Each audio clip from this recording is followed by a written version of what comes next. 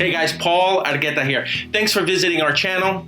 Today I'm going to share with you the top 6 business expenses that you're going to have to pay for when you become a brand new agent.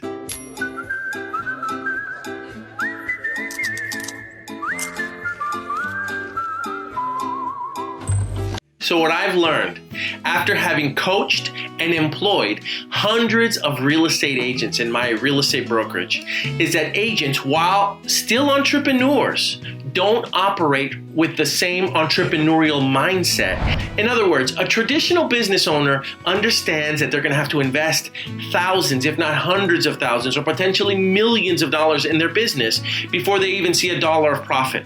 Real estate agents get involved in the profession, and what they try to do is they try to skimp. In other words, they try to spend as little money as possible in their business, and the truth is, it's not going to work. So I'm going to cover the top 6 business expenses that you truly cannot get around. As a brand new agent, if you're starting your career, you've just got your real estate license, there are some tools that you're going to need in order to succeed, and I'm going to make sure that I cover those tools with you. Okay, business expense number 1. MLS Access. Now, for those of you that don't already know, and you probably do, the MLS stands for the Multiple Listing Service. As a brand new agent, you're going to have MLS Access, period. Now, I understand that the industry could shift and the industry could change, and 10 years from now, we may not be using the traditional MLS system that we're used to using right now.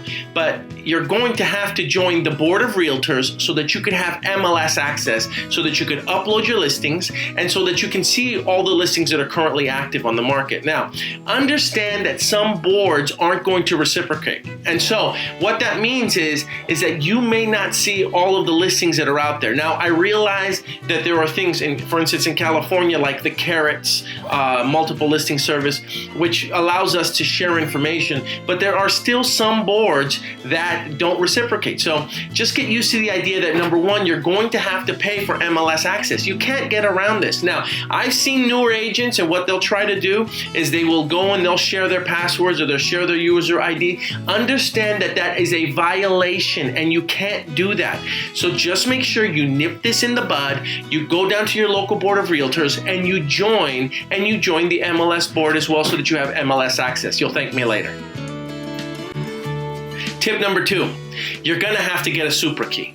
Okay, the SUPRA lockbox is the tool that we use in the industry. And again, I realize that it could change 5 years from now. But for now, what we use are SUPRA, GE SUPRA lockboxes. They're these blue boxes. Unfortunately, I don't have one in front of me right now to show you, but I'll make sure that I post a picture of it on the screen. And these boxes go on the homeowner's door when they have a property for sale, or on their gas pipe, or any other access point, and you essentially use your SUPRA Key on your phone. Now, it's a Bluetooth enabled key, which means that you're going to have to go and you're going to have to use your phone, and you're going to unlock the box and the key pops out and you're able to go out and you're able to show that property. Okay, now again, in the past, I've seen agents share SUPRA Keys. Now that SUPRA Keys are on your mobile devices, you can't be sharing SUPRA Keys anymore. So you need to make sure that you register and you get yourself a SUPRA Key and have it on your smartphone. Tip number 3, digital signatures. Now, I happen to use a tool called Docusign. I know that there's ZipLogix. I also know that Adobe has their own format as well, and there may be others that I'm missing. The point is, you want to make sure that you embrace technology and that you use these tools so that you can send these documents out to your clients. They can digitally sign them. They can do it with their phone. They can do it on their laptop. They can do it on their desktop. They can literally do it wherever they're at. I mean, I will tell you that from personal experience, there have been times where I was at Disneyland, much to the chagrin of my wife, filling out contracts, emailing them to my clients, having them sign it, and opening escrow all within a matter of 45 minutes just because I was using a digital signature tool. So just make sure that you use it. You'll thank me later. It will save you time. Is there an expense? Of course there is, but trust me, the time saved is worth more than the cost of the expense of this tool. Expense number 4, open house signs. Now, as a broker owner, I can tell you that we have lent out our open house signs, our generic open house signs to our agents. And I will also tell you that while other companies may say that they have systems in place to keep track of the signs and the checks, and they have people making deposits and signing in and signing them out, I can tell you that it's not worth the headache. As a brand new agent, go out and get your open house signs, okay? If I was a brand new agent today and I had absolutely no business, I would find one of the busiest agents in the office. I would ask them what their listings are, and I would sit there and work from their listings, conducting open houses Monday through Friday. That's what I would do. Make sure that you have your own open house signs. Again, I realize it's a business expense, but you're going to need them. You don't want to be borrowing or chasing them down later on, and at least they're yours. Keep them in your trunk so that at any moment's notice, you can go to a property and you can hold an open house, right? So make sure that you get your own open house signs.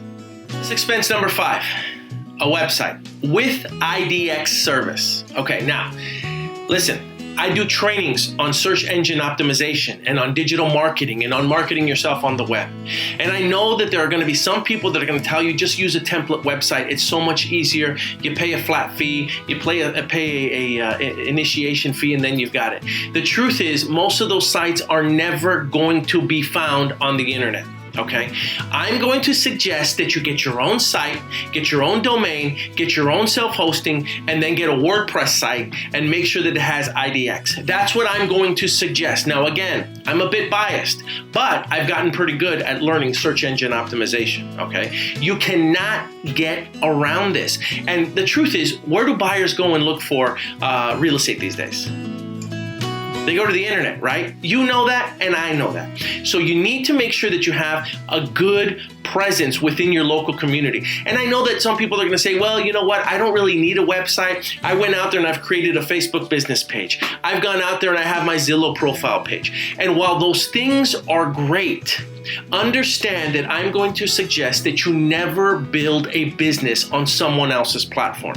In other words, if you're relying on Facebook's business page, or you're just relying on your Zillow profile page, and they decide that they're going to change the terms and conditions of how you run those pages or how they allow you to run those pages, that could impact your business. If you own your own website and you build it up and you build its web presence and its web power so that people find you on the internet, you're going to have much more control over your own destiny versus relying on a Facebook business page or a profile site somewhere else. So I'm going to encourage you, I'm going to strongly encourage you that you go out and you get your own domain, you get your own web hosting, you get your own website, and you dictate what your future is going to look like.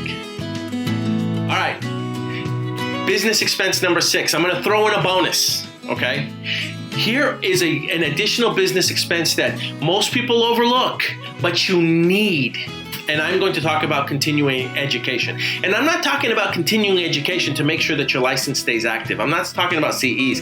I'm talking about attending seminars. I'm talking about attending conferences. I'm talking about coaching. This falls in line with that as well. So many real estate agents get involved and they want to spend as little as possible on their business, and then later on they're not understanding why they're not seeing a return for their investment. Because you invested so little, you got so little back. And when you go to conferences and you go to seminars and you're constantly improving your game and you're constantly adapting to what the market does, you will stay ahead of the curve versus the other agents that really still want to live back in 1988. Okay, so make sure that you budget and you create an expense for a budget for an expense of your education and going to these conferences and maybe even coaching. Okay, but I'm going to tell you that you will be far better off if you start to embrace this as a culture of continuously improving yourself versus the people that say, you know, I already got my license, I don't need to go learn anymore. There's nothing more that I could possibly learn.